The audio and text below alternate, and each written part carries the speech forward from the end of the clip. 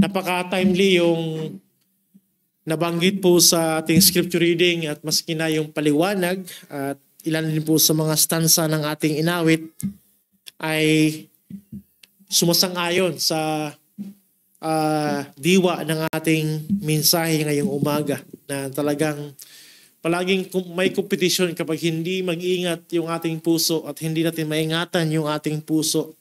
Yung mga pagpapala ng Panginoon ay magsilbing karibal sa Kanya. At the same time, yung ating inawit doon sa A Mighty Fortress ay mayroong pagtanaw po na pwede nating tingnan po ang mga material na bangkay, anumang mayroon tayo na inaluswi. Ibig sabihin, maluwag. Dahil sabi doon sa pinakadulo ng ating inawit, yaman, kamag-anak ay maaaring mawala. Ang manatili ay ang wika ng Diyos at yung kaniyang pagsama sa atin ay hindi po mawawala magpakailanman. May kinalaman po yan mga kapatid sa ating sinundan na mensahe na ang nabanggit na pamagat po ni Brother Mario Kaina ay may kinalaman po sa kabanalan bilang ating kasapatan. At yung mensahe po na napapaloob po dito na ang Kristiyano ay dapat kumbinsido na ang kabanalan ang siyang tunay na kasapatan. At nagkaroon tayo ng dalawang bahagi ng pagtalakay po dito mga kapatid na kung ating pag-usapan ng kabanalan ay siyang tunay po nating kasapatan. Una, last Sunday, natalakay po natin na unang-una ang Diyos ang pundasyon ng kasapatan.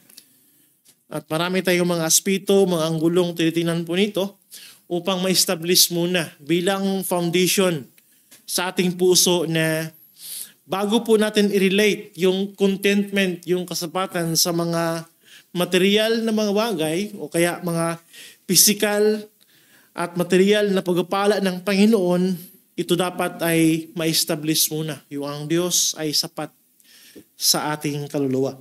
At marami tayong mga patotoo na nakita sa Biblia, maging sa Old Testament at sa New Testament, na sinasabi nila na God alone, Christ alone, ay ang siyang magpuno sa aking puso. Siya yung aking lubos na hinahanap at maaring mawala man ang iba, sila po'y nanatiling sapat. Susugan ko mga kapatid yung ganong punto.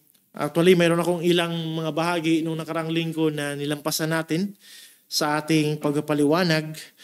Pero sa ngayon po, inyong mapansin na maski na yung mga kilalang tagapagturo po ng Biblia, example si Derek Thomas, na naging katuwang po ni R.C. Sproul sa kanyang ministeryo sa Ligonier Ministry. At mayroon siyang comment kaugnay po sa nabanggit po doon kay Abraham. At ito ay mayroong counterpart sa Hebrews 11 at chapter 11 verse 6 na kung saan yung nabanggit po doon sa Hebrews 11 verse 6 ay may kinalaman po sa hindi lang ang Diyos ay nagbigay po ng reward, bagkus siya mismo ang reward. So mayroong ganong implication mga kapatid. Sabi dito sa Hebrews 11 verse 6, at kung walang pananampalataya ay hindi maaring kalugdan ng Diyos. Sapagkat ang sinumang lumalapit sa Kanya ay dapat sumampalatayang may Diyos at Siya ang tagapagbigay gantimpala sa mga masigasig na humahanap sa Kanya. So inyo makita po yung play of words sa verse 6 po ng Hebrews, no? Ang Diyos, sabi diyan, at Siya ang tagapagbigay gantimpala. So andun yung premise na ang Diyos ay nagbibigay po ng gantimpala, pero napapaloob po yung ganong yung sense na pagbanggit ng mga salita, sabi doon, sa mga masigasig na humahanap sa Kanya. At tinitingnan po ito ng mga expositor mga kapatid na actually, yung binabanggit po ng talata, yes, ang Diyos ay nagbigay po ng blessings, but He Himself is the greatest blessing that a man can have. Siya mismo ang reward, siya mismo ang pagpapala na lubos-lubos sa mga katuwid. Kung ang Diyos man ay nagbigay ng mga pagpapala, ito man ay relational, ito man ay practical, ito man ay temporal na mga pagpapala, mga kapatid, masasabi natin na yun pala ay bonus. Kasi siya mismo ang ating kabuuan, mga kapatid.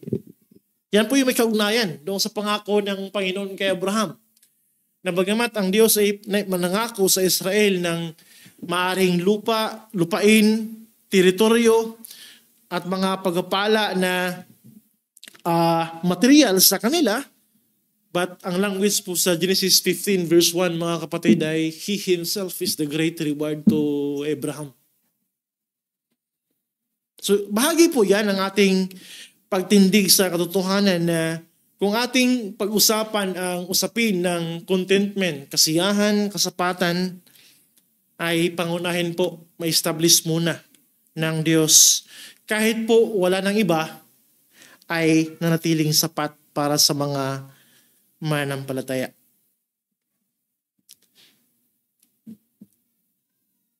Sa pangalawang bahagi ng mensahe, mga kapatid, kaya ito po ay part 2 ng ating pangangaral noong nakaraang linggo, inyong mapansin sa verse 7 and 8 ng ating binasa po kayo na, sabi dyan, sa 1 Timothy 6, 7, and 8, sapagkat wala tayong dinalang anuman sa sanlibutan at wala rin naman tayong mailalabas na anuman. Sa pangalawang bahagi ng mensahe ito, ang ating pangalawang puntos ito, mga kapatid, ay ang karanasan, ang argumento ng kasapatan. So kung nakaraang linggo, ang Diyos ang pundasyon ng ating kasapatan. Ngayon naman, ang karanasan ang magsilbing paliwanag o argument ng ating kasapatan. Hindi ito general po na, o hindi ito kumbaga random po na mga karanasan na magsilbing argumento natin titinan, mga kapatid, sa passage, pagkos ay pili na mga karanasan kung saan common po sa lahat ng mga tao. Yung karanasan na tinutumbok ni Pablo dito na magsilbing paliwanag sa kanyang unang punto na ang Diyos ay sapat na bilang siya yung objective na object ng kabanalan po natin, yung pagiging godly, maging Godward yung ating buhay, at sinabing mayroong contentment ay mayroon tayong self-satisfaction kay Kristo, spiritual na mga bagay, ang Diyos lang, di ba? Pero yung verse 7 actually ay follow-up sa gustong ipaliwanag ni Pablo sa verse 6. At ano yung karanasan na nais pong ipamaliw ni Pablo, ipaalam ni Pablo sa atin na magsilbing puriba, magsilbing paliwanag na sa spiritual pa lamang na usapin ay kumpleto na ang sinumang mananampalataya. Mga kapatid, sa verse 7, ginamit ni Pablo yung aspeto ng pagkasilang at yung pagkamatay ng tao. At ang common sa dalawa, wala kang bitbit. Wala tayong bitbit nung tayo sinilang. Wala tayong anuman na dala-dala. At wala rin tayong madadala pag tayo po'y malagutan po ng hininga. Pero gusto kong unahin yung pinakaunang phrase na nabanggit po ni Paul dito na sapagkat wala tayong dinalang anuman sa sanlibutan. Tawag dito, mapanghaman to sa atin dahil Paul himself, para lang patunayan na ang Diyos ay sapat na sa tao, minus everything, si Pablo po'y umaapila sa usapin po ng creation, sa pagkalikha. At alam po natin, once ng Bible ay manumbalik sa paglikha ng Diyos sa pasimula, may mga prinsipyo doon na hindi po kailanman mababalik. Alam natin, sa usapin po ng marriage, yan po yung creational mandate. Gaano man yan sirain ng sanlibutan, manatili ng Diyos ang nagtatag ng malinaw kung ano ang pag-asawa. Di ba? Yung usapin po ng paglikha ng lalaki at babae, yan din po ay creation. Creational mandate, mga kapatid. Gaano man yan, balibalik ta rin po ng mundo. Yun lang. Kailangan ko ng extension.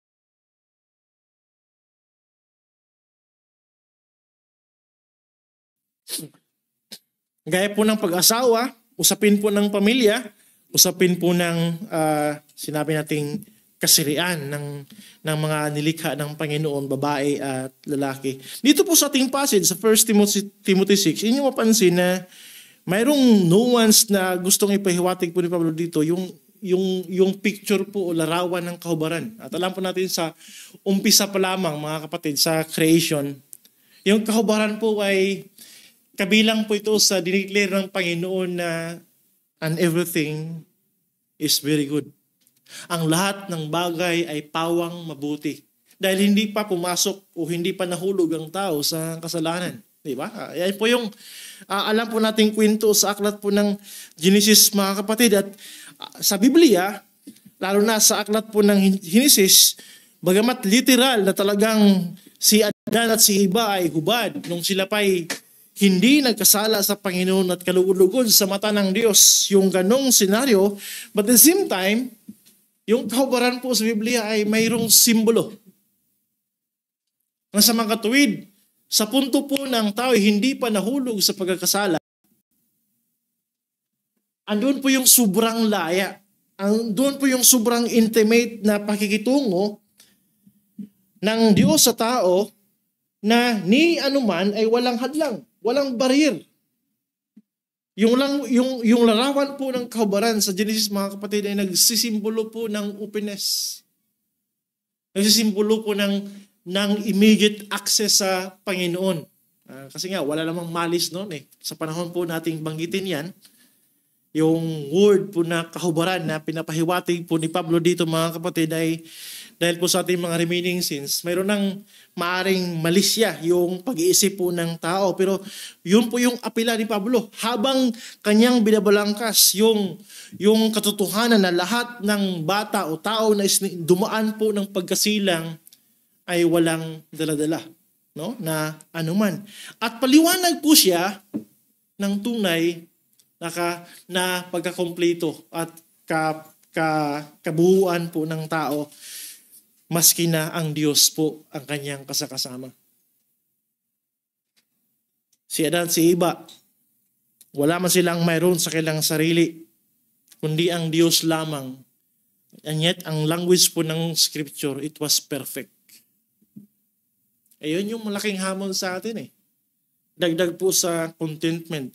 Dahil ang akala ng marami, kung tingnan po ang passage na ito, sa verse 6, spiritual, pawang spiritual po yan. Yes, totoo po yan. Kontento ang tao kay Kristo. Kontento ang tao sa Diyos lamang. Pero kahit po nung dumako si Pablo sa usapin po ng creation, may kinalaman na sa ating buhay, ganun pa rin yung paliwanag. Sa pakiwari na ang tao ay pumasok po sa mundong ito na walang daladala, ni minsan ni damit ay wala po siyang bit-bit, mga kapatid, kundi ang language po dito ay ang Creator mismo at ikaw na nilikha bilang sanggol.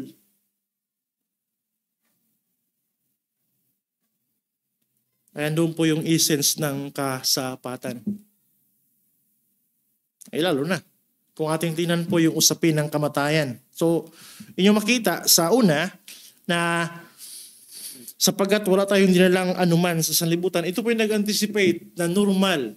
Default po yan sa tao na sa kanyang pagkasilang, along the way, may mga ma-accumulate na yaman. Napansin nyo? Mayroong makukuha at may ipon po ng mga pagpapala.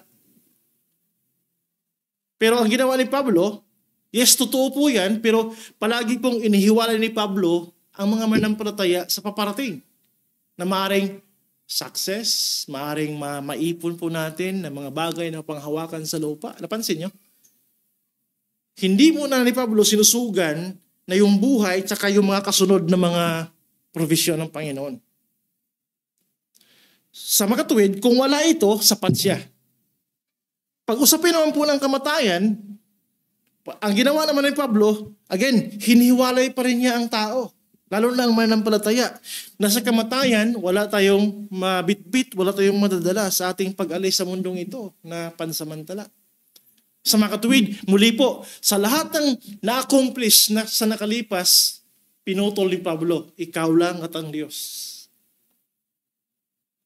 At alam po natin na hindi naman po ang anumang mayroon tayo ang magsilbing pansagot natin sa hukuman po ng Panginoon. Ikaw mismo, ako mismo. Hindi po natin magsilbing apila, argumento ang lahat po nating na-accomplish, na-accumulate dito sa lupa.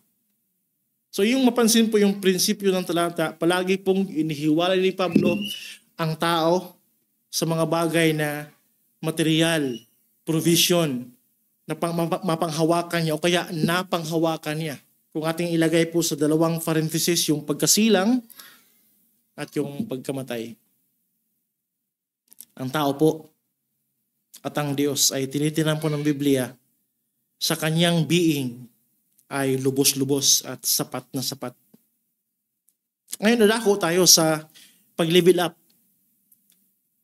Ang verse 7 po ay baseline po yan o kumbaga may kinalaman po yan sa kalikasan ng tao at ang Diyos sa tagapaglikha bilang sapat siya. Pagdating po sa verse 8, sabi diyan, ngunit kung tayo'y may pagkain,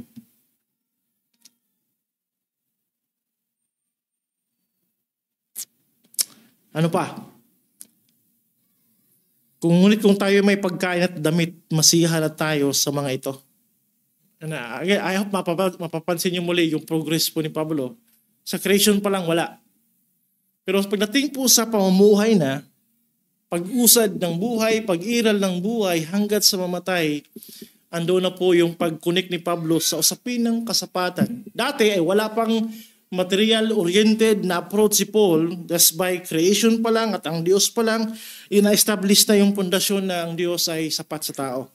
Pero kahit po pag idugtog natin sa usapin ng provision, ang binibigay ni Pablo kung saan maging expression pa rin ng kasapatan ng ating puso sa buhay, mga basic needs.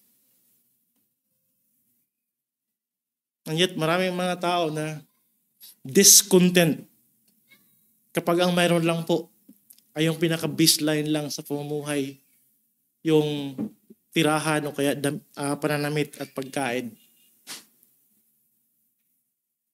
Hindi madaling masabi ang salitang kontento. Pero para kay Pablo, yung kanyang apila kung bakit simple at magaan at madaling sabihin, kasi nga mayroon nang naunang na-establish eh. Di ba? Napansin nyo? Yung ating spiritual na kaugnayan sa Diyos, minus everything, dadaloy siya. Maski na kung ang mayroon lang available sa iyo ay damit at pagkain. Mga kapatid, hindi po yan magkalaban. Yung nabanggit po natin ang Diyos ay sapat na. At yung pagbanggit ni Pablo na ang Diyos plus provision, basic na mga provision, ay ma-apply din po natin yung kasapatan dahil yan po yung language ng creation muli. Bakit?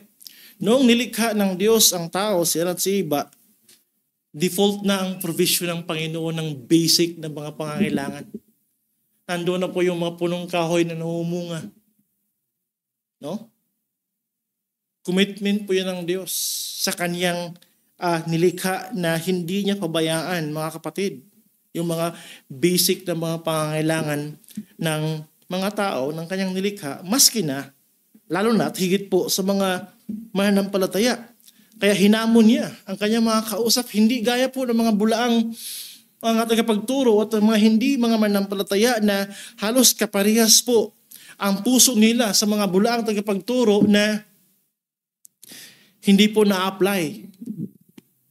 Yung kasimplihan ng buhay at masasabi nila kami ay sapat na, punong-puno na kami ng pagpapala ng Panginoon. Pero sa atin, isang hamon po yan eh. Can we say na kung humantong man tayo sa punto ng maaaring maituring po ng iba na worst scenario ng buhay na ang mayroon ka lang is pagkain at pananamit, ay sapat ka sa Panginoon? I hope na mga kapatid, sa daloy po ng ating mensahe mula pa nung nakaraang linggo, we can even say that indeed, God is my all, plus nitong bonus na binigay sa akin. Alam niyo ba yung turo ni Paul ng katagang contentment, mga kapatid, kasapatan, mga kapatid, ay turo din po yan ng Panginoon Jesucristo? Pakibuksan niyo po yung Bible sa familiar na passage. Matthew 6 verse 33. Na malimit, ito po'y biniligtad ng maraming tagapagturo. Pero kung ating titingnan, mayroon silang pagkaparehas sa katuruan po na binanggit ni Pablo. Matthew 6 verse 33. Ito po'y usapin po ng pag-re-rebuke, pagtuturo ni Jesus na huwag mabalisa sa mga basic na mga pangangailangan. Sabi diyan, sa verse 33, ngunit hanapin muna ninyo ang kanyang kaharian at ang kanyang katuwiran at ang lahat ng mga bagay na ito ay pawang idaragdag sa inyo. Again, sa context po ng usapin ng provision ng Diyos sa mga basic na pangangailangan ng tao para siya manatiling buhay at masusintuhan yung kanyang buhay sa pag-usad, mga kapatid, dito sa lupa. Ang language ni Paul sa mga provision, ang sabi diyan ay idaragdag sa inyo. Ang ginawa kasi ng ibang mga tagapagturo, baliktad ang sekreto upang ma-accumulate ko, makuha ko ang lahat ng aking gusto sa buhay. Hindi, actually, yung kailang application dito, hindi basic needs kundi yung mga gusto na. Ang sekreto, para makuha ko ang lahat ng aking mga pangarap, ang lahat ng aking gustong marating sa buhay, maglingkod ako sa Panginoon. Pero sa formula na ginamit po ng Panginoon Jesucristo, baliktad. Ang pinaka-essential, kingdom of God, righteousness of God. Yan yung priority ng tao. Dahil yung mga provision po ng ating basic na mga pangangailangan, ang sabi diyan, dagdag. Dagdag. Hindi po consequence ang provision ng ating mga basic needs dahil naglingkod ka. No.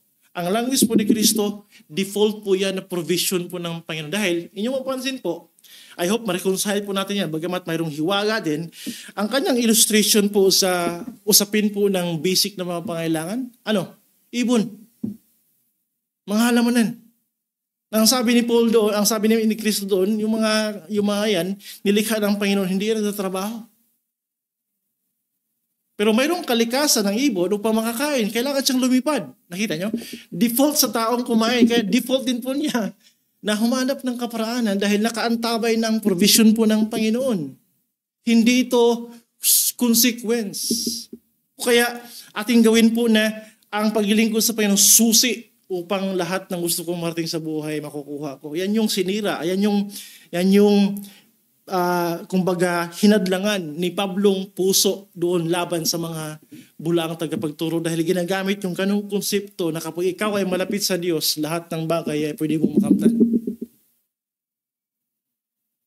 That's why, sa isang Kristiyano na maunawaan po ang mga bagay na ito sa turo ni Kristo, sa turo po ng mga apostol, mas madaling i-apply ng contentment maski na pagkain lang, damit lang. Masasabi pa rin ng Kristiyano, hindi ako nakukulangan. Bakit? Kung ating balikan po ang Biblia, I think isa rin ito sa naipaliwanag ni Brother Mario noong nakaraang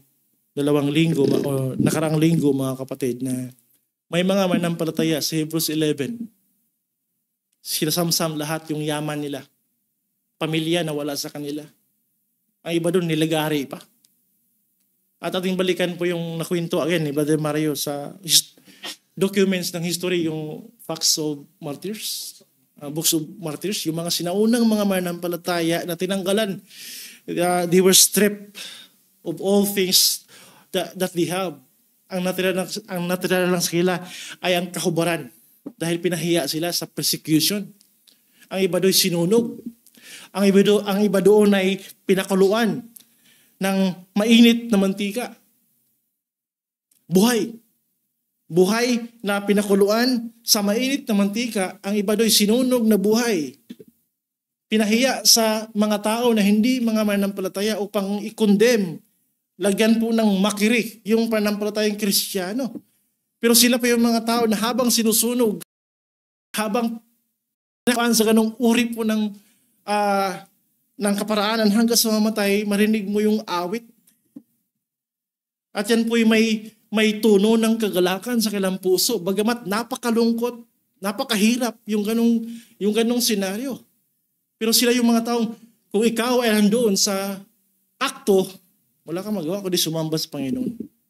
Dahil nahamon ka sa uri ng pananampalataya at conviction ng mga taong ito na maging sa bingit ng kamatayan, I am satisfied with my Christ, with my God.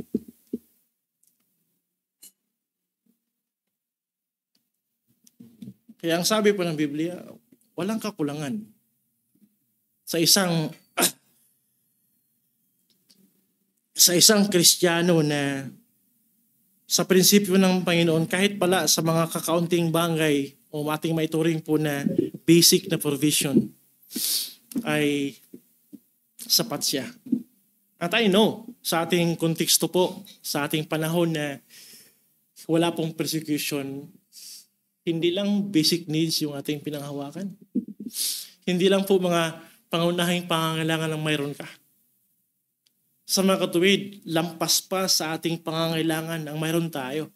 At all the more tayong ma-appreciate ang Panginoon sa kanyang kabutihan. Kung sila nga na walang-wala, sa Biblia may mga taong tinanggalan lahat, buhay lang ang tinira, hininga lang ang tinira. Pero sila'y nakatingala sa langit, nag-anticipate na ako'y dadako sa presensya ni Kristo, kagaya ni Esteban, na binabato hanggang sa mamatay. At yung si Saulo, at yung mga kasamahan ay tinakpan nila ang kailang tainga dahil hindi nila kayang pakinggan yung pagsamba ni Esteban habang binabato hanggang sa mamatay. Nakita niya sa vision ng Panginoong Hesus nakatayo. Excited kung ating ilagay po sa ganung paliwanag. Excited habang naghihintay na i-welcome niya ang pagpasok ni Esteban sa kaharian ng ating Panginoong Jesucristo. And all the more tayong magpasalamat, punong-puno ng gratitude dahil nga maliban po sa kaligtasan na kung saan doon pa lang sapat na ang Ebanghelyo ni Kristo, sapat na ugnayan natin ang ating union kay Kristo, mga kapatid. Maski na yung buhay na niloob ng Panginoon sa pagpasok sa mundong ito, again, ang prinsipyo ng Biblia, sapat pa rin. Plus, mayroong provision na sa ating context, higit pa sa basic na mga pangangailangan. Tama ngayong awit count your blessings, name them one by one. At walang sino man na makapagbilang. And yet, marami po kahit mga mananampalataya, puno ng mga reklamo sa buhay. Hindi ito nagbabawal ng pag-unlad. Ang extreme po dito ay nasa verse 8. Verse 9 actually. Doon sa 1 Timothy 6 na ating talakayan naman by next Sunday. Maling puso, doon po sa usapin ng pagyaman. Yan yung nirebuke ni Paul dito sa verse 9. Hindi pa tayo hantong doon. Pero, makikita mo mga kapatid, dahil yung usapin po ng provision, maging sa baseline po na basic needs, bahay, matirhan, mga pananamit natin at pagkain, hindi po yan nagbabawal ng pag-unlad. Ang pinupuna po dito, o kumbaga ang ini-endorso po dito ay kasimplihan. But maging sa mga tao ng Biblia, hindi lang sila namumuhay po sa basic needs. Mayroon tayong tinatawag po na mga pangangailangan o mga necessity na kailangan pong ma-accumulate. Hindi po dahil gusto natin, dahil lang po sa desire natin na ating makuha po yung ganong bagay. No. Sa creation po ng Panginoon, mayroon tayong tinatawag na providensya. Kung saan itong usapin po ng provision ay providence po yan. May degree po yan. Si Pablo, nag-umpisa po sa basic needs. Si Kristo, pag usapin po ng provision, nag-umpisa sa pinaka-basic. Pero hindi po yan nag-limit na pwedeng umangat. May mga komentarista nagsabi na hindi yan yung ceiling, kumbaga yung pinaka-peak na. Bagkos ang pinupuna po rito yung excessive na uri ng pamumuhay. Pamumuhay po ng sobra-sobra. Pamumuhay ng yung hayag po na hindi po nakontento sa ano yung mayroon siya. I hope makukuha niyo po yung aking punto mga kapatid. Sa ating panahon po, mayroon tayong mga tinitingnan ng mga bagay na pangangailangan. Bagamat hindi siya kabilang sa basic na pangangailangan pero out of necessity. Kabilang po yun sa provision po ng Panginoon na marahil lahat tayo ay mayroon. Di ba? Porket magkaroon ka ng sasakyan, hindi mo maaaring sabihin sobra na yan. No. May mga rason, may mga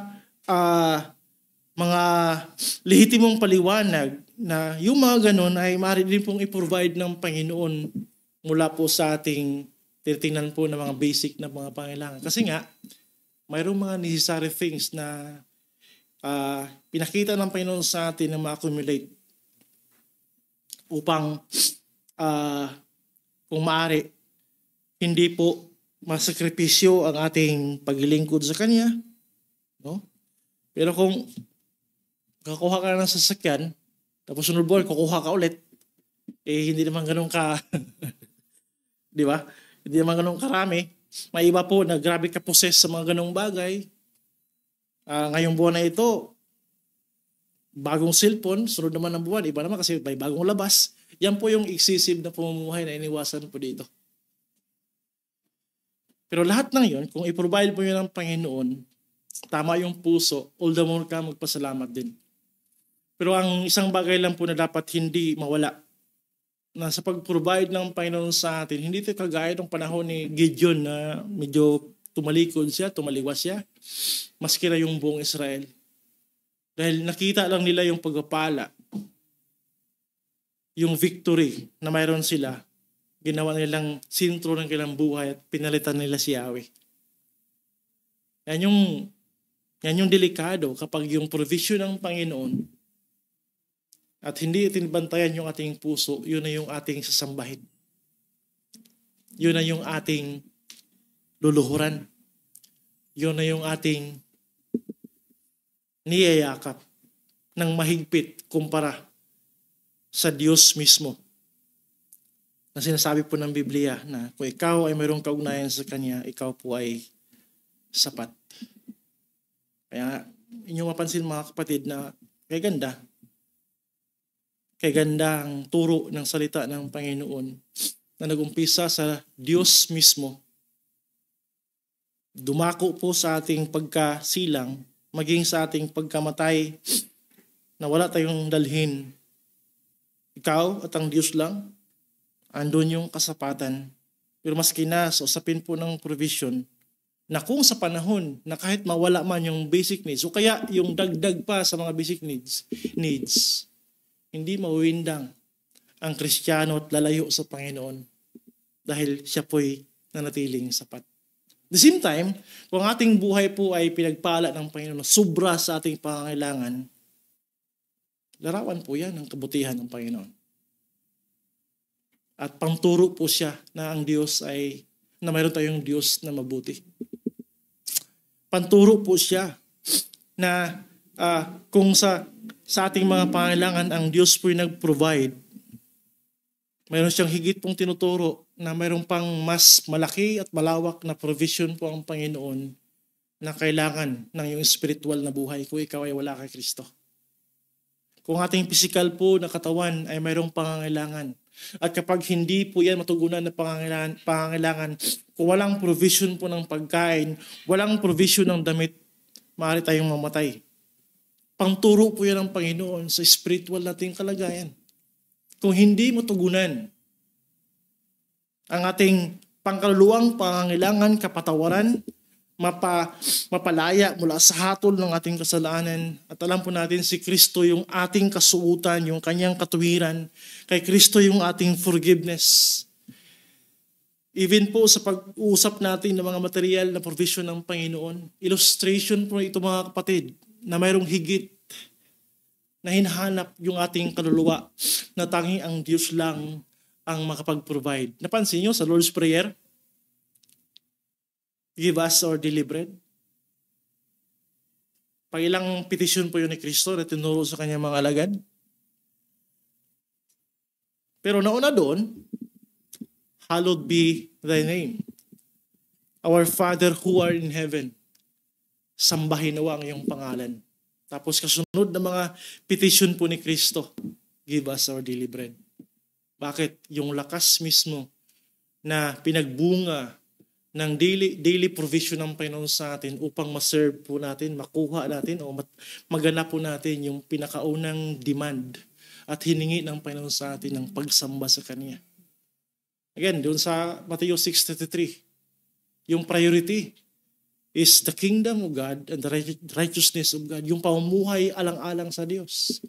Pero bakit, sabi ni Kristo, default yung provision ng basic needs upang yung lakas na ating makuha galing po sa provision ng pagkain, proteksyon ng ating damit at tahanan.